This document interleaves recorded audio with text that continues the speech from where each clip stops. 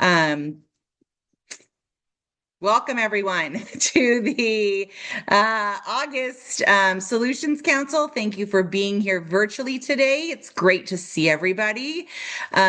We do have a packed agenda today, so we are going to go through the items we can quickly to make sure that we have enough time for the meat of stuff. So we have moved our committee updates to the end of the meeting, and if need be, we could share those via email depending on time. So meeting might run a little bit over. We understand if you have to leave at 3:30, but there's a potential for a little bit of an extended meeting. But first item is public comment.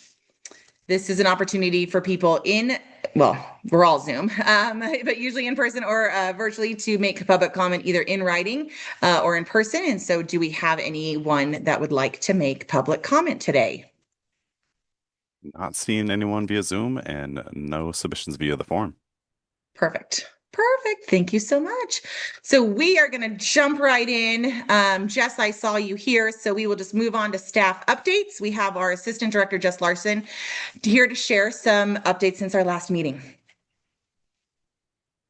Thank you, Chair Marshall. Hello, everybody. Happy August. Yes, I have this roundup of staff updates for you today. So let's see. First, we've been busy. The department, and also our elected leaders here in Washington County participating in the new Regional Policy and Oversight Committee. Also, shout out to Zoe Copiano here, a member of our Solutions Council who also sits on that committee. It's a monthly meeting with both electeds and other community leaders, tasked newly with overseeing overseeing the supportive housing services measure, both in policy development and oversight. So it's the combination of the two former bodies. And that body has now met, the RPOC has met its fifth time this last week, I believe it was, discussing primarily our new KPIs, KEIs, and goals. Essentially, we're entering our sixth year of this program, and some of the kind of foundational goals that were set for the supportive housing services measure have been far surpassed through the great work you all are doing, and our community members partnering with the department and partnering across the region are doing. So it was time to really reset our goals, but also reevaluate the ways in which we measure effectiveness. So KPIs are those performance indicators, how we're measuring the effectiveness of our programs. KEIs are a new concept, not new to our evaluation work with this measure, not new to all of us or many of us. It's really looking at what are the indicators we can understand from the environmental context that are informing how the impacts of homelessness and the impacts of the economy or job market or medical benefits that are impacting the needs of people experiencing homelessness. So these metrics, both KEIs and KPIs, will become a new tool for how we measure our work and set goalposts to advance our work. And I just say that Metro has done a really tremendous job working with our county technical staff, especially in our data teams, to make sure these metrics are viable and will be an effective way to describe our impact. We're very supportive of the package that's being put forward, and there's still some discussion happening. We got the RPOC table received letters from both Here Together and the Metropolitan Mayors Consortium asking for additional KPIs and KEIs, which I understand staff at Metro to be incorporating into that final package. So I think my update today is to say that the work is deep. We are in the thick of it. They are 5 meetings in, and in the sixth meeting in September, I believe they will be approving this package of new metrics to track our work in SHS. But I'm feeling really hopeful by both Metro's leadership and the partnership that is starting to evolve around that table. And you'll be getting to learn more about those KPIs, KEIs, and goals as we start to implement them into our own program here in Washington County, probably in the next year, because it will take some time to work their way into our materials, of course. Next is just a roundup of some pretty active procurement work that's happening. You all, if any of the organizations here on the call are participating, you're probably quite busy with some of these deadlines and timelines. We have right now an active Central County Access Center procurement on the street, and I think it closes at the end of this month.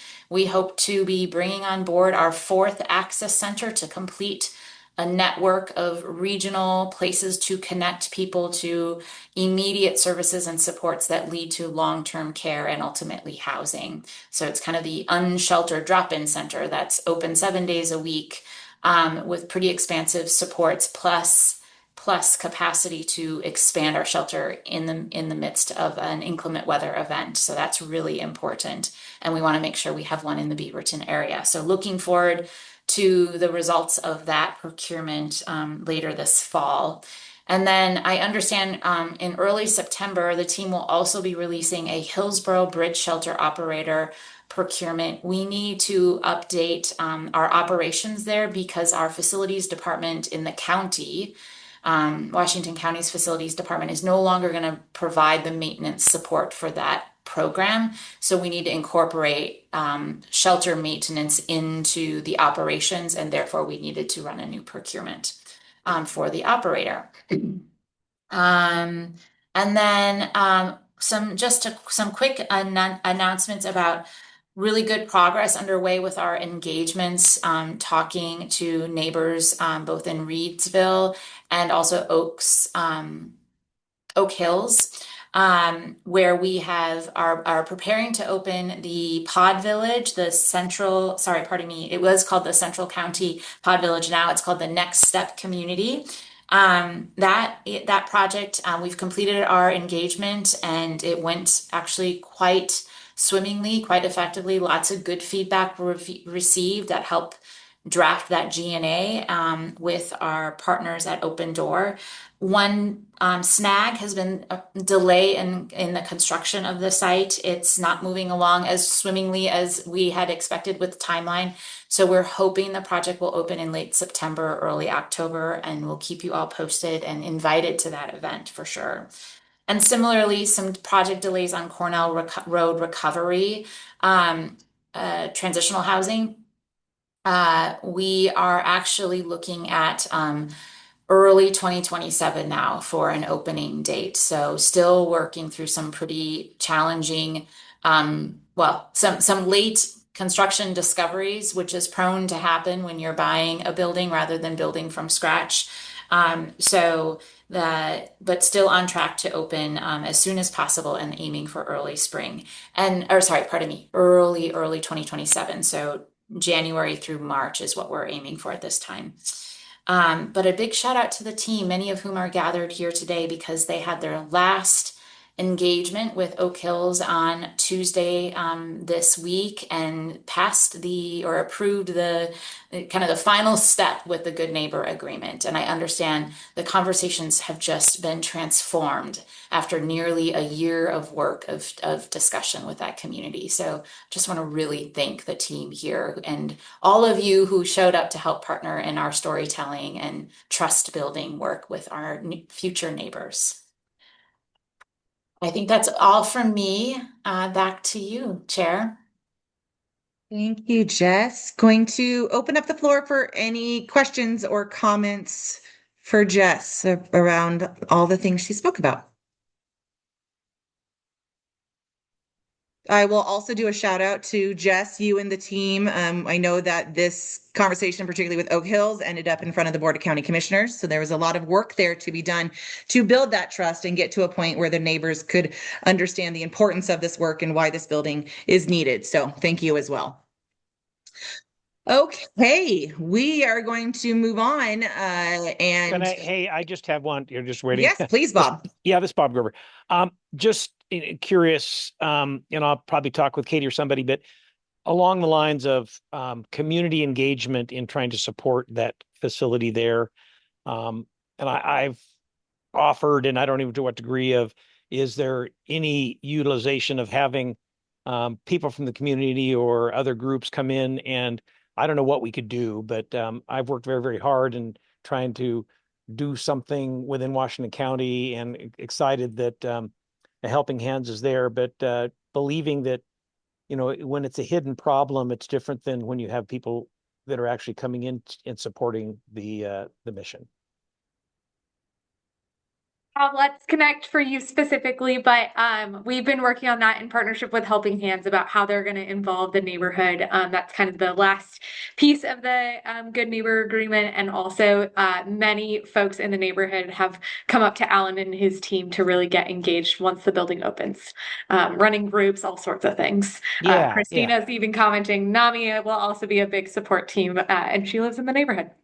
Okay. And I'm just thinking of the greater Washington County neighborhood is what I mean. It's like, you know, the Rotary Club or the group that I'd put together. I think there are people that are interested, or I would like to leverage to get more involved, as to having it, having a personal connection to the issue changes people's perspective. Bob, Bob, we will so take you up on that. Yes, Kim and I are both like jumping at the same time.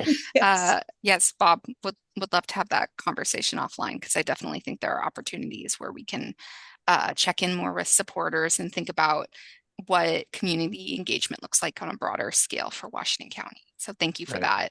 Uh-huh.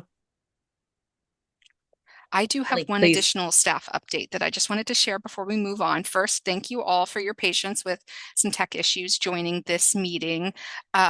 I know we're in a point of transition. We'll be in touch around the best ways to join this meeting virtually. And of course, in future months, we'll be meeting hybrid too. So you'll also have the option to attend in person. And I've been playing staff liaison the past couple of weeks, which I have enjoyed, but I am so excited to announce that Martin Manat, who you all know, has officially accepted an interim assignment as the advisory bodies coordinator. So there's going to be a little bit of transition over the next couple of weeks. You may hear from both of us. I will play staff liaison today, but so excited to hand the baton over to him, and very, very deserved opportunity. I will just say that. Agreed. Thanks. Go ahead, Martin. Yeah, I'll be quick. I know we got a packed agenda. For the record, Martin Manat, he, him pronouns.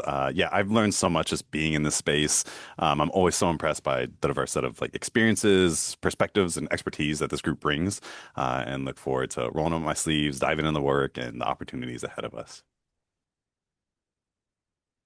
Perfect. Excited for you, Martin. Congratulations. And we're always glad to have you in any of the spaces. We are going to move on and talk about some consent agenda items. And we're going to bring in Heather and Katie, I believe, to talk through those. So please take it over.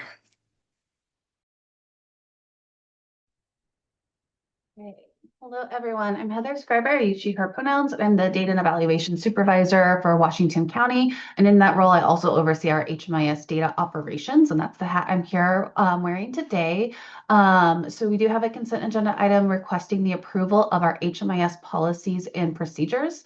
So we'll just give a little bit of background first. So what is this? It's a new HMIS policy that goes into more details than what we've been using before. So typically when we have been talking about policies and procedures for HMIS, we've used what's called the HMIS Administrative Agreement, which is a regional document that we created when we moved into this regional implementation with Multnomah County and Clackamas County. And that goes into a lot of detail about like basic expectations about how you interact with HMIS, roles and responsibilities, but it was kind of missing some of the things that a more official policies and procedures document would include.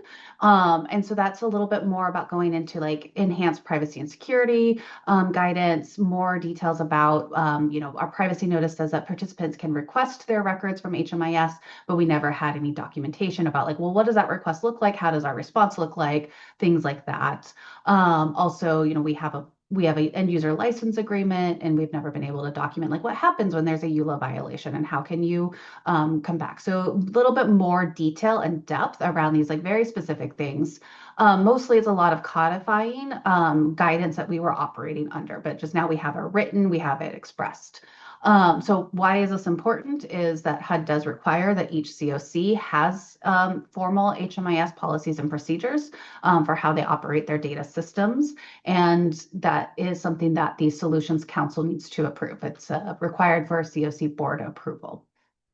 So we move on to the next slide and give a little bit more about like the process of how we developed these. We've actually been working on these for quite a while, and we started with just reviewing HUD requirements. So what is the HUD technical guidance around what should be in an HMIS policies and procedures? I believe that there were some like HUD kind of standard templates of like, these are things that you should do. We also did a lot of review of other COCs. We leveraged a lot of Lane County and Multnomah County's policies and procedures as a good starting point, trying to take out their layout and what did they address, and then adjusting it to the Washington County needs and adding in some additional information for ours. Then we also worked to engage with our providers at the quality assurance meeting. So once we had a draft, we have a monthly meeting with all of the quality assurance staff across all of our providers, and we leverage them as our technical subject matter experts for all things HMIS. So we actually gave the quality assurance staff 2 opportunities to provide feedback, once last December, and then more recently in June, I believe. My timelines are a little bit squishy for May and June. We also did give our program implementation branch staff an opportunity to review and give feedback as well. And then, so that is what went into the version of the document that you had sent prior to this, that we're asking for approval for today. And then we will also, this is something we plan to do ongoing regular reviews on a regular basis to understand like when there's big changes. For instance, when we go into our next HMIS implementation, that will likely require some changes. And we'll just also adjust as we hear questions and feedback from providers after we actually operationalize these.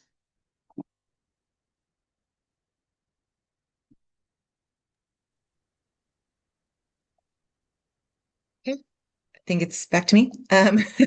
So thank you for sharing. Are there any questions for Heather about the policy procedure updates? Christine, I see your hand up.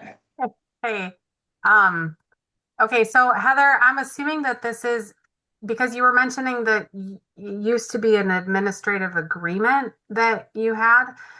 So this one that we have in front of us is a brand new policy and procedures handbook?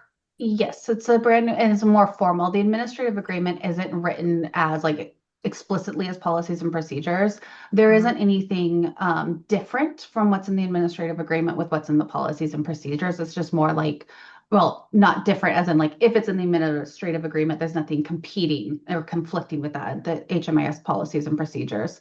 There's some stuff that's in the administrative agreement that's more,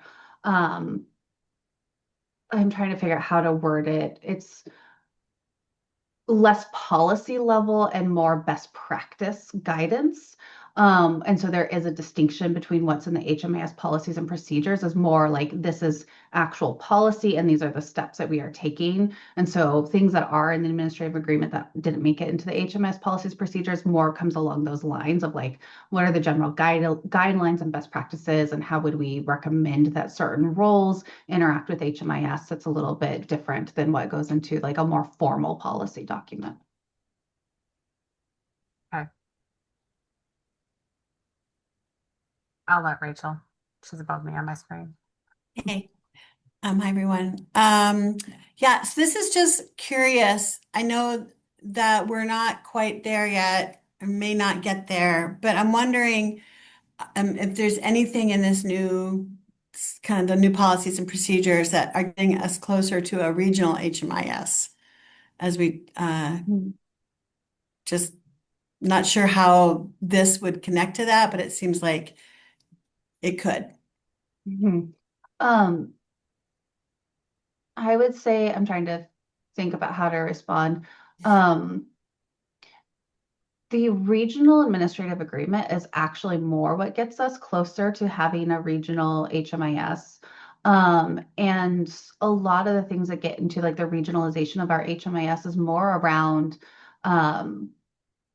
data sharing, and technically like our data privacy and our data privacy I'm sorry, I'm blanking on the official name of our privacy notice, but our official privacy notice that is, been in use for now 3.5 years. That is a regional data privacy notice, and that is actually really where more of the information or more of the restrictions around data sharing happen, and it's more around the data sharing that becomes the HMIS, like how well we can regionalize our HMIS tool. The one thing I will say is I think more of the regionalization of our HMIS tool will happen when we move into our new HMIS implementation, which is a new vendor named BitFocus, and their tool is called Clarity. That is going to be like sometime summer of next year is when we're looking for that implementation. That is where there's different, this is getting a little bit technical, but like there's basically how is visibility controlled like in that HMIS. Our current system is very restrictive in how the visibility is set up, but Clarity is much more open. It's actually considered an open system, so you can see more information by default. And so we'll be moving more into like having a more open, more shared data when we move into that HMIS implementation, and that's more covered under our currently existing privacy notice. And so I don't think of anything specifically in this policies and procedures that impacts that.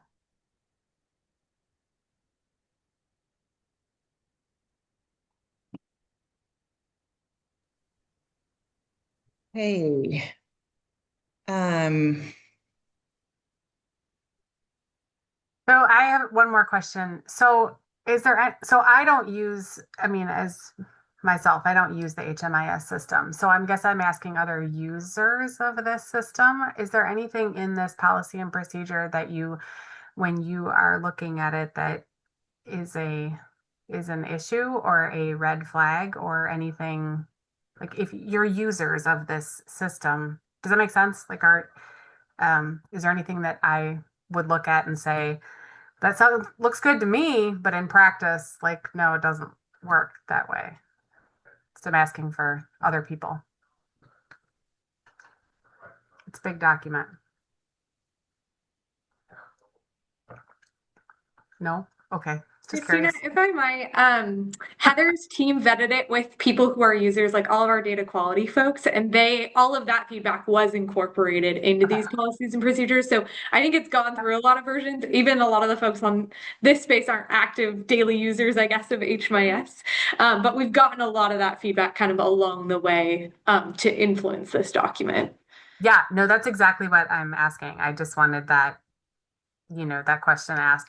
I guess it also leads into another one of my questions, which is like in getting this, this item for an agenda as a consent agenda item and getting it a couple of days ago, it's just a lot for me to read through and process without having that conversation in a public forum, because I have no way as a council member to really have conversations with people unless it's in this forum. So I wouldn't have gotten any other feedback, if that makes sense. So it's kind of like I think I probably would have liked it if it would have come last month, and then I could have process time, and then I would be like, yes, absolutely, approve it, if that makes sense. Makes perfect sense. Thank you for that feedback. Stacy's up there.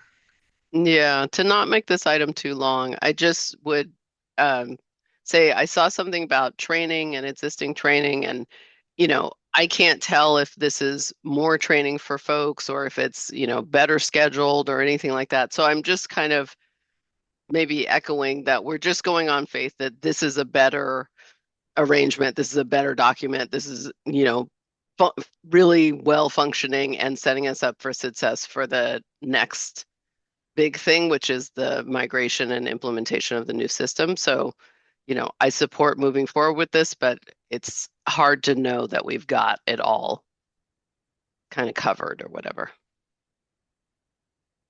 Thank you, Stacy. So I guess I am gonna go there. because staff, we've probably had this conversation before where we don't want Solutions Council to feel like a checkbox for all the hard work you guys do. And it is hard work, and we get it. And we're only monthly, and you're in it every single day, and we understand that. And so there's a little hesitation with at least this consent agenda item to ask a group of people, and to Christina's point, half of them aren't even in the system at all. So they don't have the background, the understanding. We didn't know that it had been vetted the way maybe it has been, and some of those considerations and stuff. So is there a way to postpone this vote, or is there a timeline on this? Jess, I see your hand. Thanks, Kim. And I appreciate all this feedback, and Stacy, you're exactly right. We are asking you to go on faith. This is very, very technical work here. We don't expect you to spend your volunteer time reading this giant document. The truth is, this giant document is necessary in order to submit an effective application to HUD for the COC application. And we've been struggling to get this work done, and the upcoming potential application created a very necessary deadline, which is why we rushed this conversation with you all. It is not something we would ordinarily say is a policy consideration we need to bring forward to our Solutions Council body, but because you serve as our COC board, there are certain technical functions that we do have to technically ask you to approve, and this is one of them. So it's sort of why we strategized with the co-chairs that this is a consent agenda item, because it doesn't actually have policy content in it for discussion, but we understand it's a really big ask. So we also wanted Heather to come and give this presentation to help answer any questions. We understand it's an awkward ask. Thanks, Jess. And I can speak on behalf of those co-chairs, which part of our feedback was, please don't cancel a meeting like July's when we have potential items that need a deadline and a timeline and those types of things they're being working on.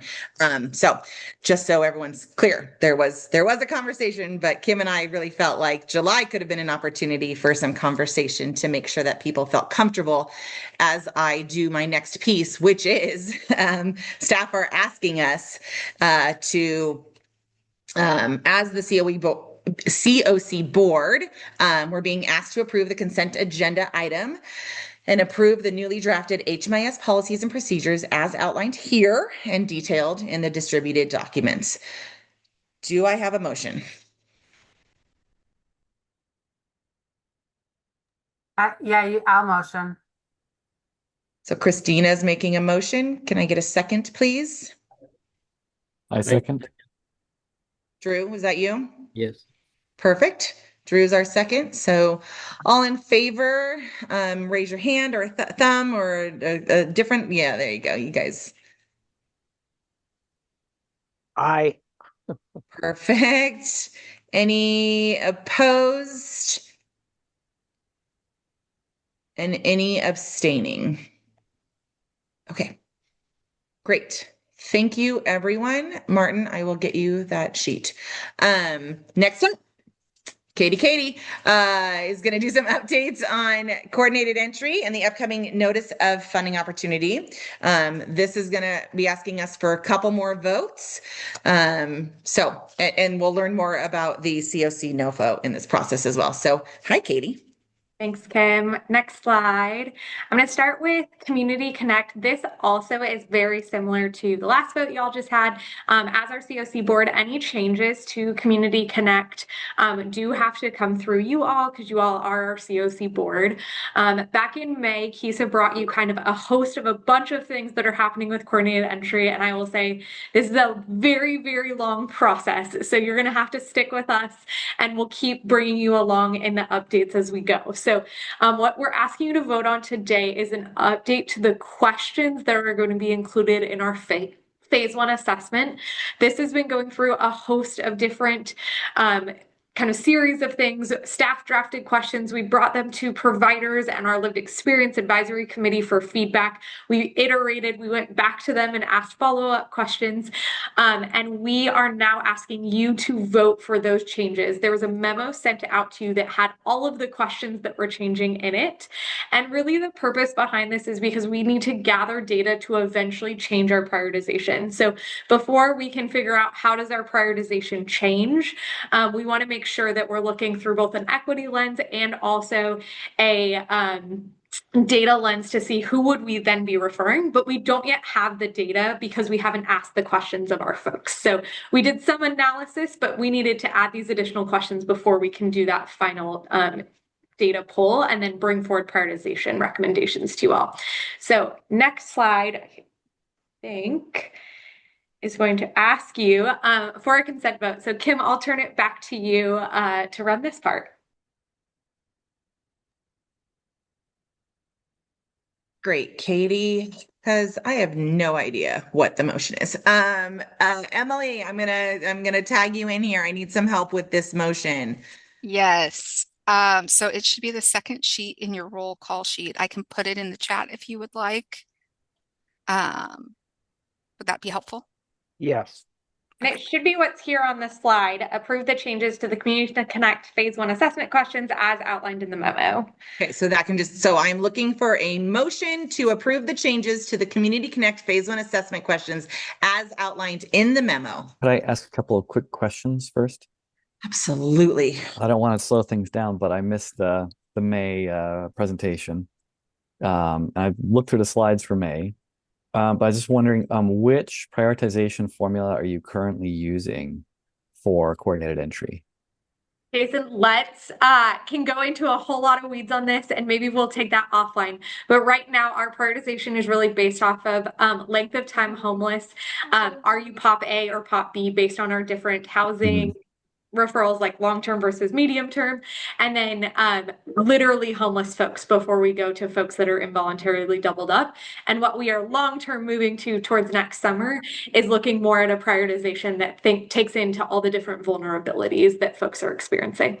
And for the question wording, have you run the specific phrasing by people just to make certain that it's not, I know sometimes the specific word choice can be triggering or can result in people not answering certain questions. I was wondering if the phrasing itself has been vetted. Yeah, it did. We Awesome. took both the category, we asked for recommendations from providers and people with lived experience, and then we went out to SMEs. So we talked to our ODHS partners, so specifically the youth question, talked to criminal justice partners around criminal justice questions, took all of that feedback, went back out to lived experience and providers, and got to kind of a final question that we are proposing to move forward. Awesome. So it's not just a data point question, but the question wording. Thank you so much for that feedback. Yeah, thank you. Okay, I am looking for, Rachel has her hand up. Hi, sorry. So the question that I have is really about something that I've been listening to people talk about a lot over the last 6 to 10 months or so, which is this idea of how we're prioritizing folks as they come from institutions with their meds all organized. And for example, this is Multnomah County, not Washington County, but we serve both counties. So it's a good example, which is the Unity. Somebody's coming from Unity. They have all their stuff sorted. Once they get into housing, they're going to probably have a bigger chance of being successful than they might if they were not coming from Unity with all their meds sorted. And we don't really have a great mechanism for sure in Multnomah County on that. And I'm just curious I was looking for that in this and I didn't see it. And I was wondering if you could speak to that.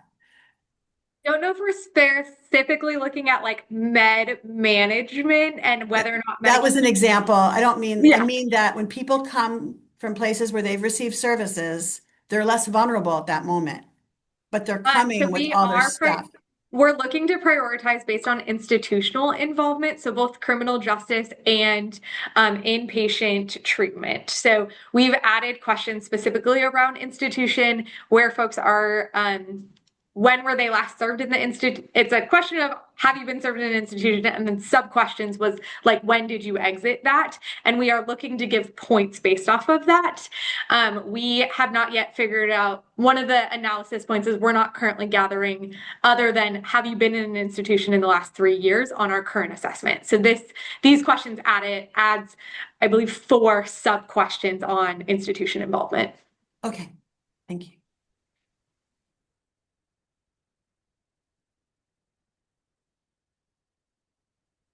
Questions? Okay. You've heard it before, you're going to hear it again. I am looking for a motion to approve the changes to the Community Connect Phase 1 assessment questions as outlined in the memo. Happy to make that motion. Thank you, Christina. I will also take a second. Second. Okay. Thank you, Bob. Please, all in favor, raise your hands, thumbs up, just some. Aye.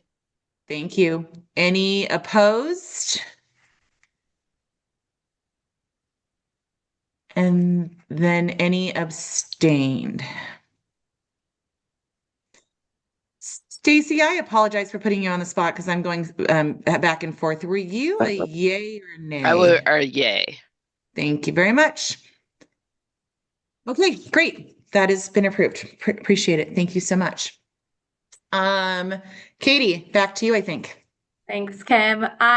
This last agenda item is actually going to be pulled from your agenda.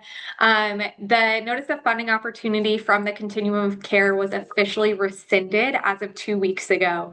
It is currently being challenged in court by HUD and just got appealed to the Court of Appeals.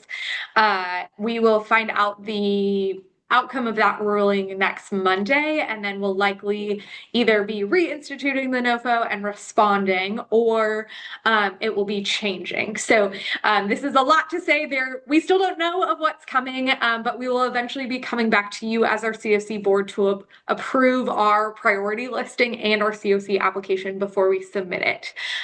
So that is an action of you all as the board, but we unfortunately don't have that today because we don't have an active NOFO.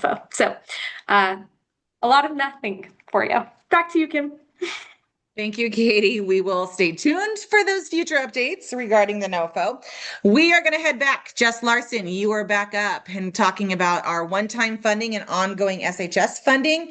We have dedicated a big chunk of time for this, you guys, because we believe it should be a big conversation. This is part 1 of a 2-part discussion. So Jess is going to get us started with all of that, but please know we will be bringing it back in September to continue this conversation. Perfect. Thank you, Kim.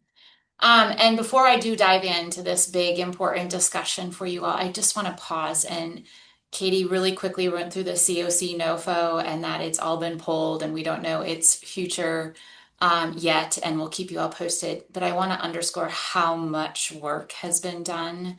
And thank you, Katie, for your leadership, getting us prepared for the unknown and putting us in a really strong position for that federal funding application. Okay, y'all, this is the really big, important work that we convene you for. This is where we lean on your wisdom, your guidance, your personal and professional perspectives that bring you to this table to help us think strategically about our system and its ability to effectively respond to community need. We have a wonderful challenge in front of us, and that is that we have additional one-time and some ongoing funding. We've been giving you the heads up that this was coming. Today we're going to dive deep. If you have it in front of you or don't have it yet in front of you, I welcome you to pull up the memo that was a part of the materials sent. I think it just says to the Solutions Council from Homeless Services, RE investing in one time, and it's about 4 pages. So I'll be walking through that with this slideshow. This is a year in which we think we will have more resources than in a common funding in a common annual cycle to have this discussion. But I want to underscore that this is going to be, has already begun and will continue to be even more an annual practice that we bring forward. We do the big budgeting work in the kind of winter, spring, but that budgeting is based on all the information we have at the time. And because of the nature of SHS funding being a revenue that's collected through taxes on a monthly basis and deposited into our bank account, we're always adjusting what our real-time resources are. And so this fall conversation of, well, now we've closed the books and we have a better understanding of our resources is where we also need to have that kind of real, that policy discussion of where are our resources needed most. So in some ways, I think of this discussion as both leading into the budget and in some ways more important than the budget discussion. So this is where we get to think strategically about our system. So with that, I think we'll invite you. Okay, yes, so this is the overview. We're going to start by understanding what is the end fund balance and what does it say? How do we understand it to know what we have available to invest in new commitments? I'll review quickly the board directed investment framework that they approved. I believe it was 2 years ago now. Then we're going to talk about some of the identified system gaps that we have heard. We've been collecting this information through conversations like the Solutions Council, but also really through our conversations with our contracted service providers, our community, what we see in our data. So we'll walk through some of that identified systems gaps. And then those gaps are leading us into our staff draft recommendations for what we might do with these one-time and ongoing resources. And then most importantly at all, we want to get to the discussion and hear your thoughts, reflections, what you liked, what you didn't like, what's missing, what's important for staff to consider. Because as Chair Marshall said, this is the first of at least 2 discussions. All right. So moving into the presentation and starting with the end fund balance, you'll find this on page 2 of the memo. And that page has a little bit more information, but I'll walk through this slide here. So we haven't yet closed the books in Washington County. That's very common that there's still actually revenue that was just received. I think this week our final check came from Metro. And we're still paying final invoices. So this data is as of June 2026, when we passed our budget with our board, and it was our best forecast of what we expect to be our end fund balance. And the end fund balance was projected at 84. But when we are thinking about where we're going to, how many resources are available, then we also add in what we're anticipating from revenue from SHS this year. And that gets us to 189 million total, 105 from our annual collections from SHS plus the starting balance. So 189 million for this year of fiscal year 26-27. But then we must begin subtracting our commitments.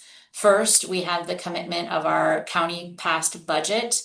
And I think it's about 10 or $15 million that we know have to be added to our budget, because these are commitments that came in since March or February when we gave the board our budget. So we're already anticipating a budget adjustment in October, but these are known commitments for our resources. Then we also have what we call Metro commitments, but these are all reserves, dollars we won't spend, but we should and must keep in a reserve bucket because of the volatile nature of these resources.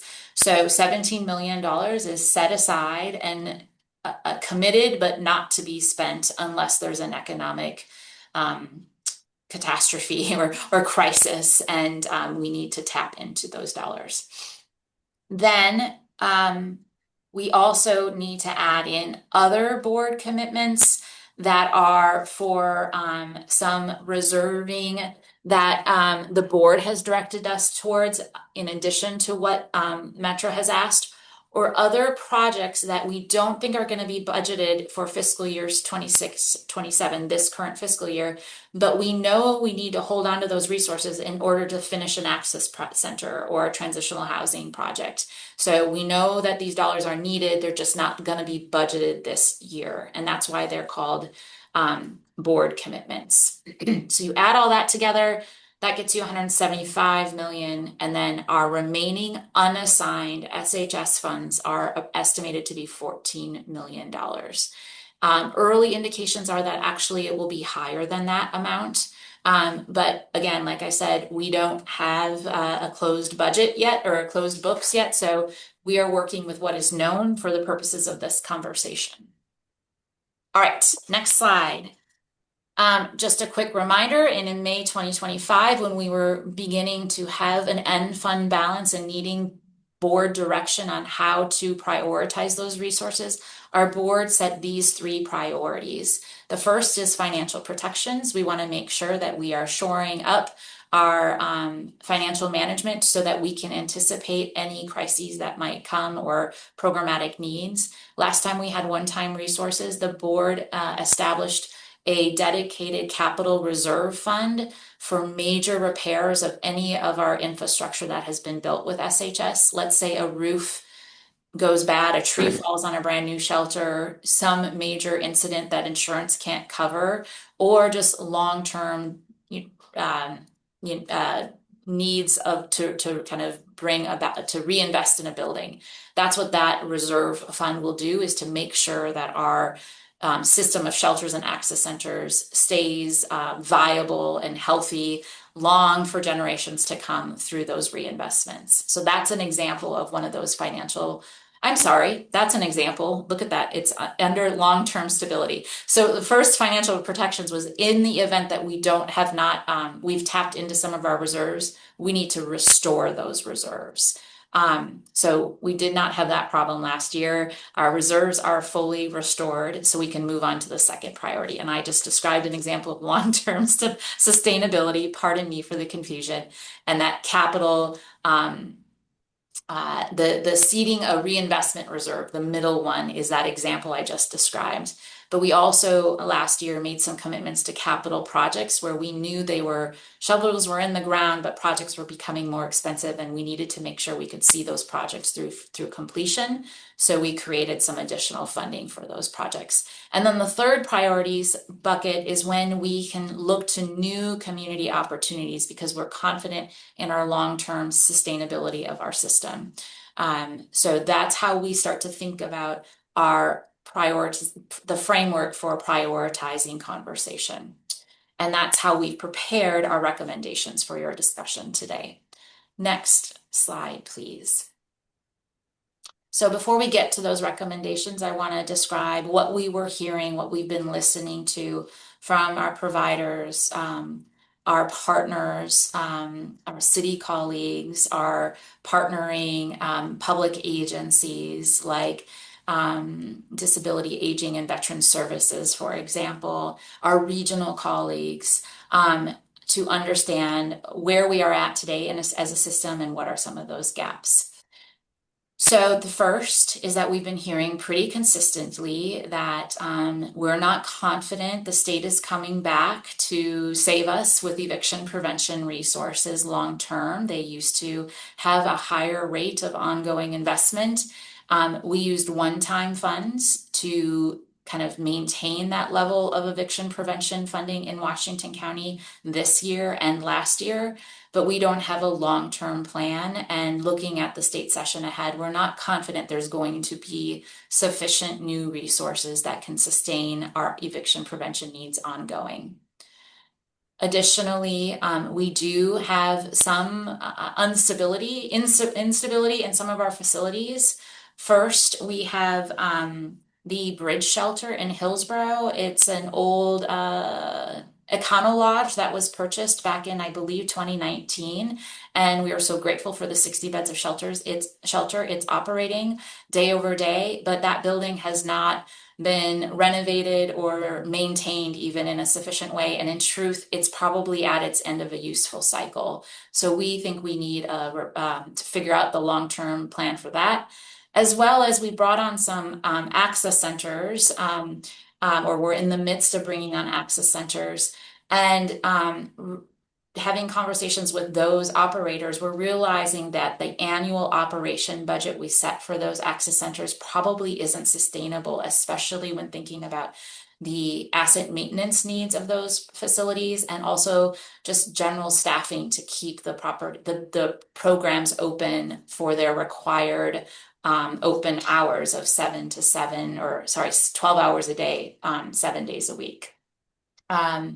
So it's important for us to make sure that our facilities are in a sustainable state of function, both as a physical asset, but also in their operating needs.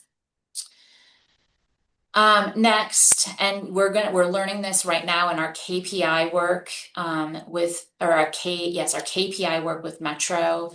One of the most important a very important metric to pay attention to is how long someone is in a shelter program, for example, waiting to exit to housing, or how long someone is enrolled, waiting to get enrolled in a housing program through our coordinated entry system. And as we meet the full capacity of our system, now that it's been built out and leased up, if you will, people have moved into those slots for HCMS or a tenant-based ARLA program or voucher. It's taking even longer for people who are newly homeless or in one of our shelter programs to make it to that housing program. So we know that our system needs new tools, new strategies, new training to help us be more efficient in moving people through and getting to stable housing options, because we can't wait for more ARLA vouchers for everyone who becomes homeless in our system.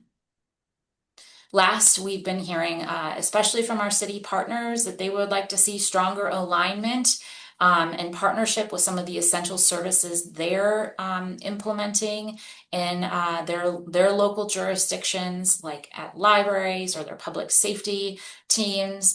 We're also hearing this from our public safety, like criminal justice partners, that there's opportunities for better alignment with the homeless services and the essential services they provide in their public agencies. So we're curious about how we might meet those gaps. And then, of course, we also know that while so much incredible work has been done, it's still true that the voters are perhaps not convinced by the efficacy or the impacts of these resources. And a lot of that has to do with how we're getting the story of the community impact out to our voters. So we're wanting to be strategic with any one-time resources in being impactful with our messaging and building that voter confidence. So that's a roundup of some of the system gaps our team has collected for this conversation. When we get to the discussion, I hope you all will also add in some other gaps that you're aware of that you want to have considered in this conversation of additional one-time funds. But before we do, or before we get to the conversation, let me finish us up by walking you through our proposal.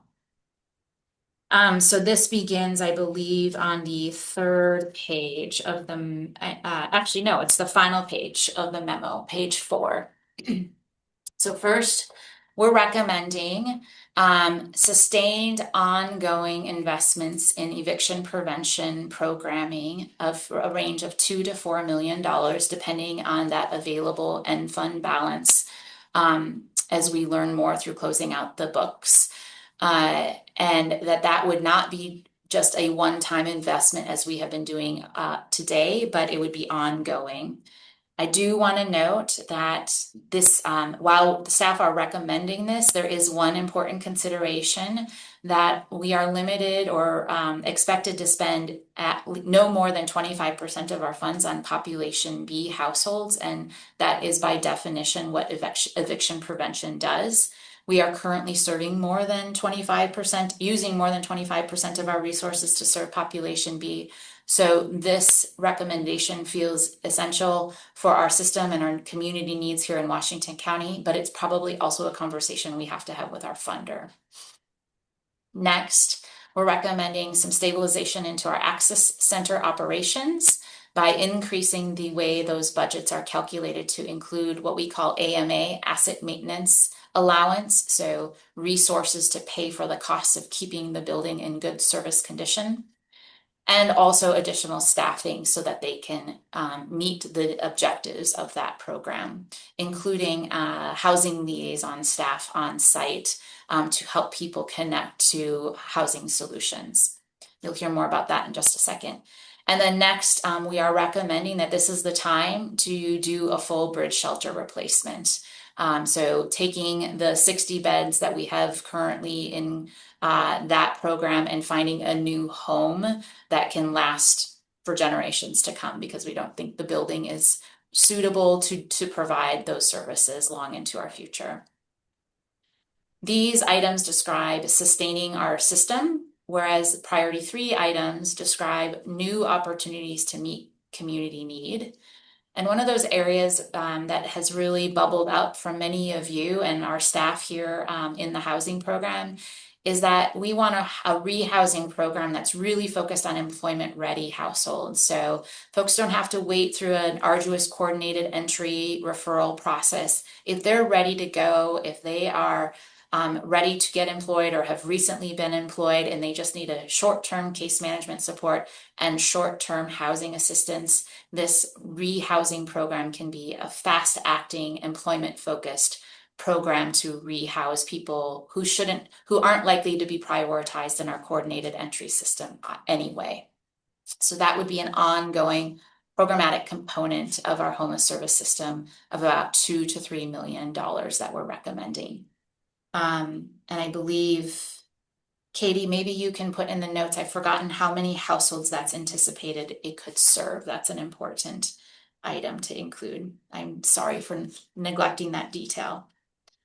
Next, and in a similar thinking, to help people move through our system more quickly, we really, now that we're leased up, now that our system is at capacity, now that we've gotten some of the infrastructure in place underneath our frontline workers, we want to give them new tools on housing problem solving so that not everyone is trained or thinking about just waiting to get that call from a coordinated entry referral program, but our housing liaisons, our shelter workers, anybody who's gone through a housing problem solving training program is ready to think outside the box and creatively to house the household in front of them. So that would be about up to a $500,000 investment to train to get a curriculum in place and train our whole system with this sort of next evolution of competency that will support the efficiencies of our system. We're also recommending a new kind of pilot project, a one-time partnership or opportunity for partnership through a funding opportunity out to our public agency and city jurisdictional partners to make some proposals of what they would do, how they can see using SHS homeless service dollars to better meet the needs in their local communities or their specific public agencies. This is modeled after an example Clackamas County has done with their city partners, and it's had rave reviews. So we think this might help deepen those partnerships and fill in some of the cracks in our system. And then last, really a strong boost to our signal through an effective communication strategy that's going to get us ballot measure ready for 2028. So that is, I believe, the end of my deck. We're all eager to turn the conversation over to you to begin your feedback. What more information do you want to know? What information do you think, or what ideas or gaps have we neglected to consider? Things you're really liking, things you're not really liking, because this will help the staff dig in deeper and prepare for your next iteration of this discussion and bring back a kind of a refined draft for your consideration in September. So with that, I'll turn it over to Kim to facilitate discussion, and happy to take questions as they come. Thank you, Jess. That was a lot. There's a lot there. So would love to open up the floor for questions, comments, concerns, feedback, anything you have around this topic. Again, this is part one of a two-part conversation. So if you're not ready right now, that's okay. You can take a little time and think through some things. Always reach out to SHS staff. They're always available, or we will come back in September and continue this conversation. But yes, Christina, exactly. Getting the information, having a little moment to understand it, and then coming back. So we will continue to work on that. But does anybody have would anybody like to lean into this, unpack this more? Yeah, I have a couple of questions actually. So one is, I just want to say thanks. I can see how much thought and work went into this, and I really appreciate it. It's exciting to plan for something new. I want to suggest that as we think about what's happening with new funding or funding that's available next year, we also consider some of the really huge changes that are happening to Medicaid and SNAP. I think for sure Medicaid, we can talk about that as being an eviction prevention strategy. But I'm pretty sure. So, when I think about the residents we have, I think about there's some folks who have exited from homelessness. They're really vulnerable. They have a lot going on. They have case managers because they're in supportive housing. They're in our, and they also not, and I know that they have services. And I'm hopeful that they're going to meet the definition that we're going to talk about a little bit around being disabled, and that they're going to be getting some assistance because every 6 months they'll have to re-enroll in Medicaid. But there are a lot of people in our housing who don't meet that criteria. And they don't have case management, and they probably won't ever have case management, and they might be working, or they might, who knows how they're paying, they're paying rent, but they are on OHP right now. And as of January 1, when changes start happening, they probably won't be eligible anymore. Or if they are eligible, they won't be able to figure out how to get enrolled because they will have to do it every 6 months. And anyone who's done that, and I've done it with a family member, it can be complicated enrolling in OHP, and it will certainly be complicated now because there are so many new criteria for eligibility. And I know that my resident services staff are really busy. Like, they are really busy doing eviction prevention work. I don't really think I can ask them to take on the role of healthcare assister and help them enroll folks. But I do think that some of this money could possibly pay for healthcare assisters who could do enrollment for our system. And knowing that the changes are coming with Medicaid, and that we haven't really seen a proposal from OHA yet, or any of the coordinated care organizations around how we're going to get people enrolled, just information on that we'll need to do it every 6 months. I think investing in healthcare assisters is a great idea. I think it could be game changing for the folks who are eligible for healthcare and will not have anyone helping them because they're not receiving case management services. And that's what I've been thinking about a lot. And I just wanted to get that out there. Also, just one more thing. Metro has so much money dedicated to communication. I just question whether Washington County also needs to do that.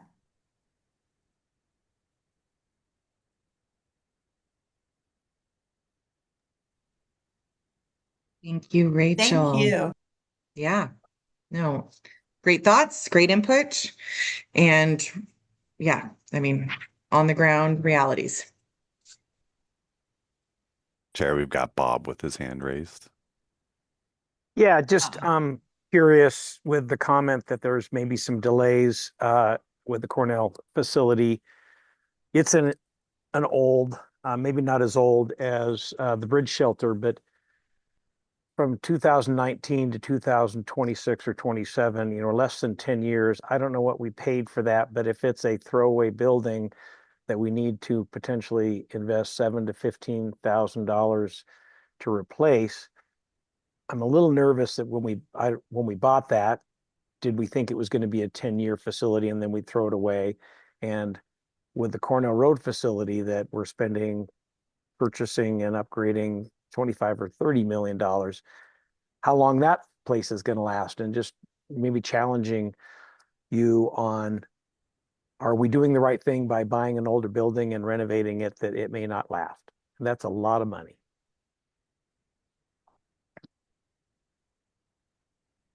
I'll jump in and say thank you. That is exactly the right question we should be asking.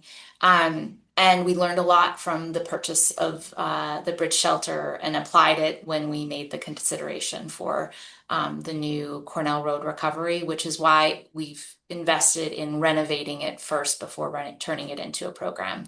The Econo Lodge never had any renovations of any kind. We moved people in the day we signed the lease or the closing papers because we were in the middle of a pandemic.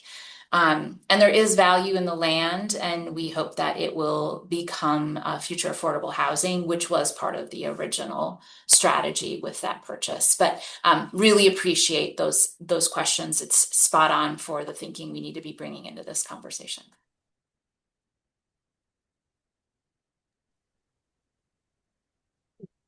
Jess, Katie, somebody. I was at the Board of County Commissioners with you on Tuesday, Jess, and great presentation. In that presentation was a slide showing how SHS has exceeded all of their goals.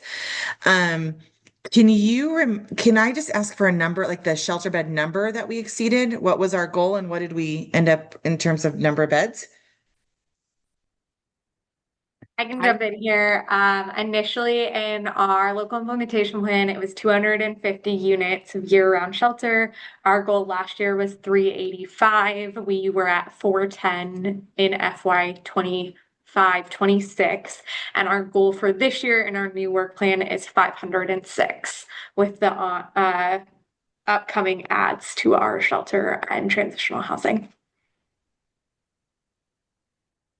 Okay, so I mean, okay. And that is units, that's not beds. So like Right. a family unit may have multiple beds inside. So you'll see a pit count difference. I'm going to go with my thought on this. It's not a good thought, by the way. I'm just thinking it. Is do we need to spend that money on renovating a bridge shelter? Is it still the highest need in our system? Jess, I love that the plan was affordable housing. Is there a way to fast track that? Again, not a full thought. I'm speaking in draft, but that is a lot of money to. You get what I'm trying to say. I'm gonna stop. Good question. And for the committee's kind of help in how we process that question. One of the challenges with the SHS dollars is it's restricted in its use for capital construction of affordable housing, but is not restricted in its use for capital construction of shelter, access centers, or transitional housing. So when we think about using these SHS dollars for capital needs, we want to think from that category of eligible uses. It's also something we're hoping as part of the reform measure so that we can in the future consider affordable housing as one of the eligible uses with these funds.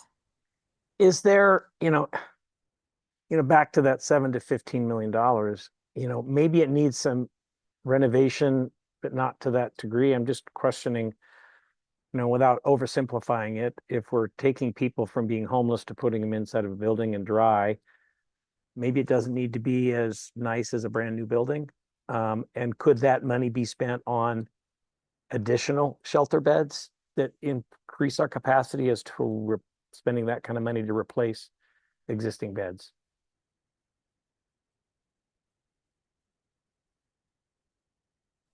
Yeah. May I jump in? I'm sorry. Bob, I want to make sure I'm capturing your comment. Is the question, would our capital dollars go further, making more congregate, like traditional shelter beds than motel style shelter beds? Is that the nature of your comment? Yeah, I'm just still struggling with that it's past its useful purpose and we need to completely replace it. Could we spend $4 million and do renovation of that to make it maybe more acceptable, and spend those other monies elsewhere purchasing or creating new shelter beds as opposed to spending $7 to $15 million on getting exactly what we had before? Yeah. Thank you. Maybe I could have been a little more clear. When the building was purchased, it was never expected to last. It was actually planned to be in service for 3 years, and we're at 5.5. So it's gone longer than expected, and there was always known that we would either need to renovate or possibly reconstruct. But what has become clear is that we can't wait any longer because some of the needs of the building are becoming so dire that it doesn't make sense. We can't put a new roof on the building. It would not be a dollar well spent. It's actually, I should have phrased this proposal as more like, we knew this day would come and it's time to take action.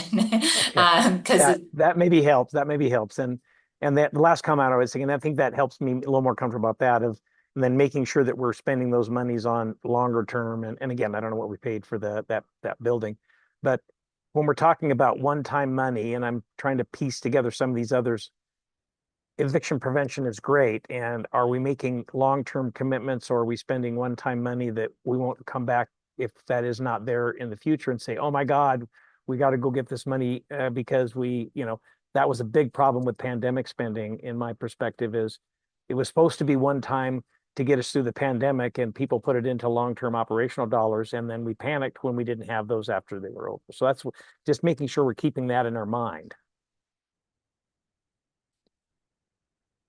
We don't know what's going to happen when Metro renews or updates, or what's going to happen in the future with that. So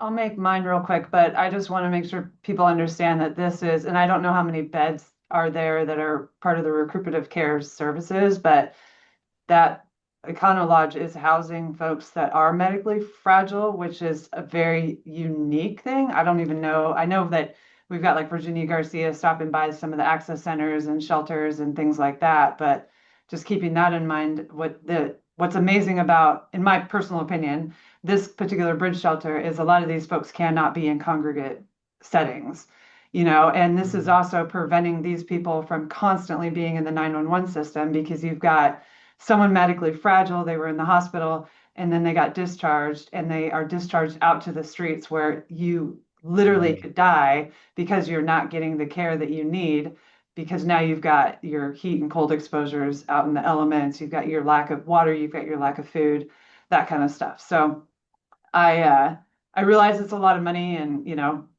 everything costs a lot of money, but just keep in mind that the uniqueness of this particular shelter too, and how it serves the homeless population, the very, very, very vulnerable population.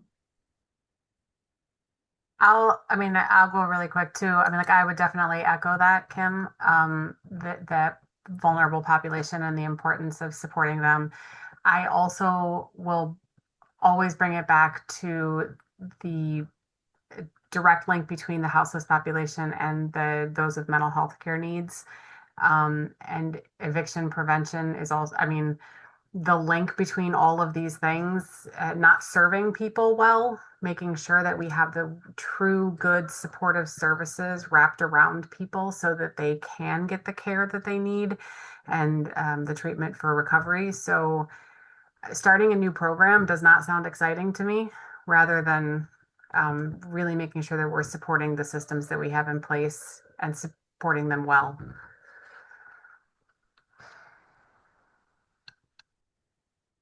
Thank Just you. jumping. Yep. I'm helping you with time.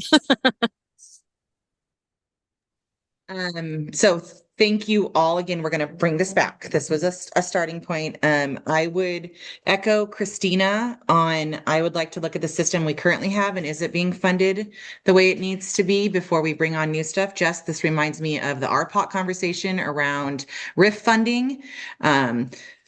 Funding things because there's this pocket of money versus really looking at the system and where those dollars should be spent. But my comments can be saved for next time, absolutely, because we do have a couple other agenda items. So Emily is right. Checking time. It is 3:16. So please, you guys, if you have feedback or more thoughts or more questions, and Yes, Rachel, exactly. Taking 2 bites of this apple and then bringing it back later.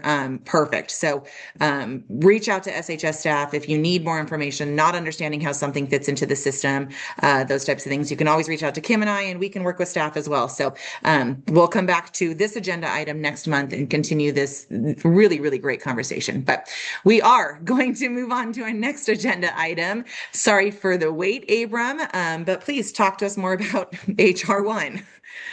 Yeah, And thank you can we so go much. back one slide? I think there's a couple framing items at the top. Thank you. So perfect. So this is just a group as we're listening to this presentation and understanding the changes that are going to be coming, thinking about what can we do to best prepare providers about changes to Medicaid benefits for our participants, and how do the impacts of these changes inform our work at the Solutions Council. So be thinking of those as we hear more. Yeah, thank you so much for having me. My name is Abraham Rodriguez-Guillen. I'm he, him pronouns. I'm the community engagement specialist with Health Share of Oregon. I'm going to be talking today about the HR1. Before we get started, though, am I able to share my own screen? There is just a few of minor updates that have actually come in since the last time that we shared this presentation. So I'd like to give you all the more up-to-date version, if Yeah, that's unfortunately, possible. Abraham, I think the settings have it turned off, so it might be a little bit cumbersome coming in here. If you could speak to the changes, that would be great. And sorry for the cumbersomeness. Okay, okay, sounds good. Yeah, let's just go ahead and hop into the next slide then. Yeah, so before we really get into the meat of things, I just want to preface this that although we're going to be sharing a copy of the slides with everyone that's here, information that is shared today is accurate as it is today. So information for HR1 is still coming down the pipe, and I can kind of explain why that is here. For the most part, everything that's going to be happening in 2027 has been finalized by CMS. However, now it's up to the state to really start implementing those changes, creating those systems, since a lot of these things are going to be brand new. And then after that, information is processed at the state level, then it's up to CCOs and provider networks to actually start responding to those changes. So it's a cascading effect in terms of what the information is actually there to be shared with community, because there's a lot of information that we don't yet know. So again, the caveat is that I'm sharing information as it is up to date today. And like I said, there are a few minor changes that have come through. So please just keep that in mind. If you're looking at this slide deck in October, it is out of date. Please connect with us and we can provide something that is more recent. Next slide, please. So for those people that are unaware, or maybe just need a quick refresher, so what is happening? So about a year ago, a little bit more than that, Congress passed a federal bill called HR1, also known as the Big Beautiful Bill. You might have seen the news, the headlines about a year ago of what was this was potentially going to impact in the states in terms of Medicaid access. Well, now those changes are coming to effect in Oregon. A lot of other states have already been dealing with some of the implications and some of the effects that this is coming down in terms of affecting populations that qualify for Medicaid. Oregon is in a special position due to our federal 1115 waiver, which lets us push some things off. But now that is going to be starting to come to an end soon, and there are some changes that are going to be coming as of January 1st, 2027. And there's 3 big changes that I just want everyone to walk away with in terms of the base knowledge of what's really going to happen. The first thing that's going to happen as of January 1st is that there will be non-citizen eligibility changes. Then later on in the year, there's going to be some work or activity rules for some adults, and I'll get into that a little bit. And then overall, there's going to be more frequent renewals for all populations. Right now, there's 1 year, 2 year renewals, renewals that are much less frequent than that for kids under 5 years of age. We still don't know what that's going to look like for that specific population, but renewals are going to be much more frequent, as was mentioned previously by someone in this call. Next slide, please. So what is going to be happening first? Well, starting October 1st, this group these groups of people that are seen here, so refugees, asylees, survivors of trafficking and domestic violence, they will no longer qualify for Medicaid as defined by the federal government. And these are for individuals that don't currently have permanent residence of 5 years minimum or active citizenship status.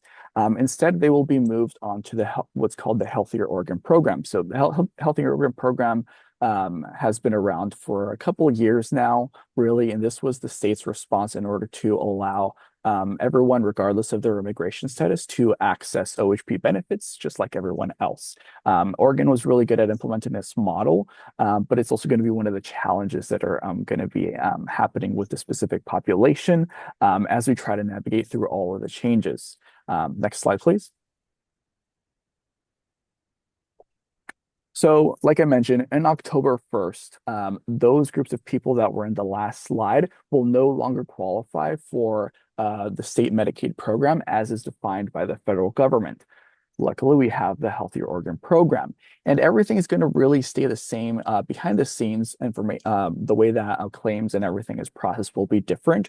But in terms of the member experience, they won't really notice. They'll get a few letters in the mail letting them know that they will no longer be qualifying for full OHP plus benefits. But their healthcare access and everything should still stay the same. Their provider networks. However, starting January 1st, 2027, all these individuals will be moved onto what's known as Oregon Open Card. For anyone that's unfamiliar with Open Card here, Open Card really just means that individuals are not assigned to a CCO. So that has a few different implications, and it's going to be especially jarring when the transition first happens. Number one, members will have a different provider network.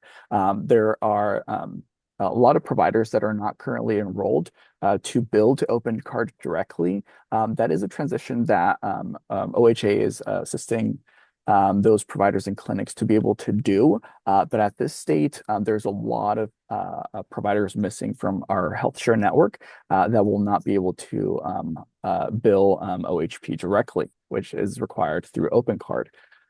So FQHCs are going to be really managing the brunt of this new population because the population is expected to double from 100,000 to 200,000 members statewide who will be on Open Card. So you can just kind of imagine existing system FQHCs are now going to have to be serving individuals that were served by other provider networks. So it's just going to be a concentration of all of those members there. And you can kind of start thinking about what the implications are with that: longer wait times, more difficulty to find specialists, and so on and so forth.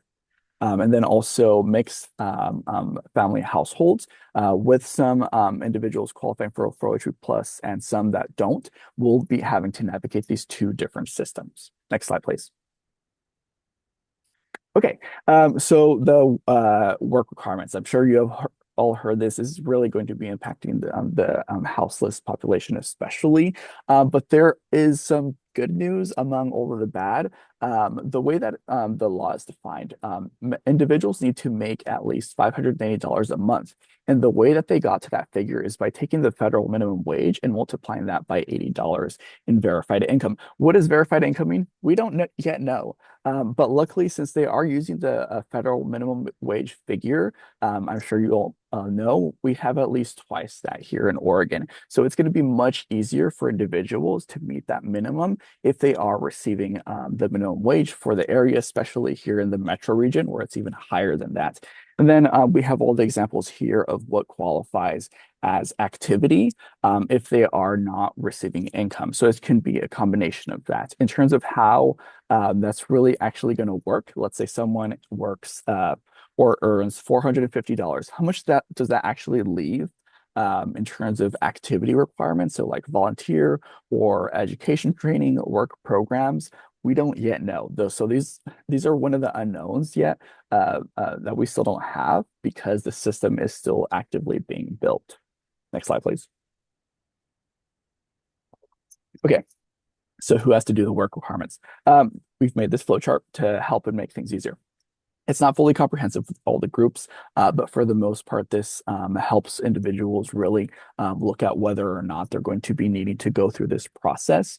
And even if you qualify for some of the exemptions, you may still need to submit additional documents, such as being part of the medically frail population that would give some exceptions for the work or activity rules. Next slide, please.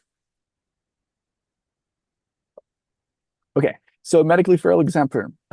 This is one of the things that have changed in our updated slide. I can't really remember exactly what it is, but I can go ahead and send the copy shortly after to this group.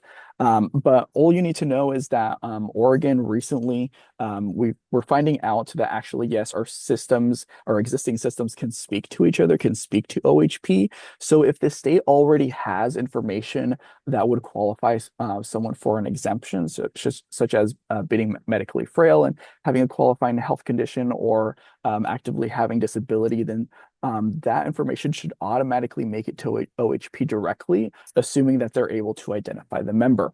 Again, this assumes that all of the systems are working together as they should.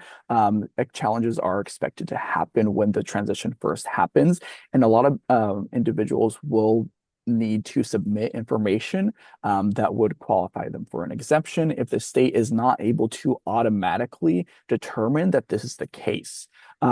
We don't exactly yet know how or what documentation is going to be necessary, but the idea has been floated around where providers are going to need to write a note or some kind of documentation explaining that the individual's health condition should exempt them from work requirements, which again, that has some implications of like what providers are going to have to do with these populations.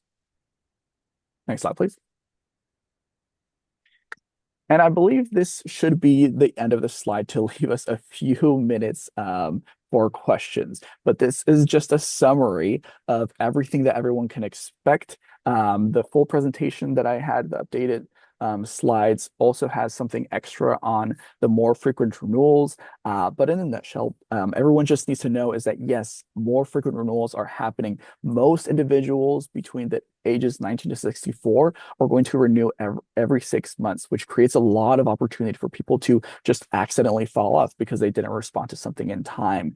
And if someone doesn't meet the work requirements for 1 month, then they will be unable to apply until they've met that requirement. So really what that causes is that anytime that someone loses OHP due to work or activity requirements, they will not be able to apply until the 2nd month because it looks at everything retroactively, where someone needed to have completed the requirements the previous month and actively be working on the current month. So it's a lot of information. It's very high level. Again, if you would like to connect or create other opportunities for us to go with this information more in depth, please connect with Adam Peterson.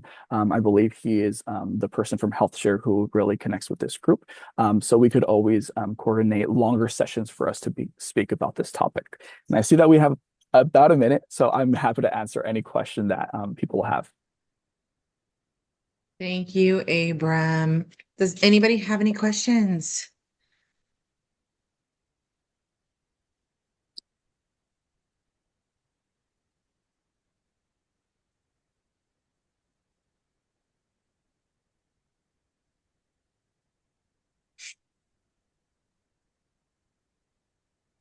No? Okay. Just trying to take all that in. Thank you, Abram. Thank you for being here. Yes, a lot of information. And yes, we do have Adam as a great resource here at Solutions Council. So thank you for that. I can see a couple things in the chat, so just make sure you're reading through those. Okay. Thank you, Stacy. Thank you, Christina. And then if you saw Rachel put in that Housing Oregon is having a forum, and this conversation will continue there as well. Okay, staff, I'm going to check in with you. Yes. So we are at time. We suspected this might be the case with how packed your agenda is today. So Bianeth Valdez, a member of our team who's leading up the Community Cares Award that will be announced at Housing Forum, which is scheduled for November 6th, has prepared a short blurb as a reminder to you all to please spread the word, nominate folks within your circles who are really housing leaders. And apologies, we didn't get to that section of the presentation, but please feel free to shoot us an email with any questions that you might have. And we will also be sending out a recap email from today along with that community cares information. Great. That's exciting. Last year's was fun with the first one. So please nominate people that are doing incredible work. You can even renominate the person you nominated last year that didn't get it. So make it easy on yourself. Okay. Emily, Martin, are we just going to have updates via email, or would we like to take a little space to do those here? Let's do updates via email. Thank you for that. Seeing head nods, so everyone's in agreement on that. Okay. I think that's it, everybody. Big meeting, Jess. Lots of good information. Again, follow up with any questions, be thinking about stuff, and we'll come back together on more of this. But appreciate you taking the time today. Thank you for all being here virtually this time. Have a great Thursday. Thanks, everyone.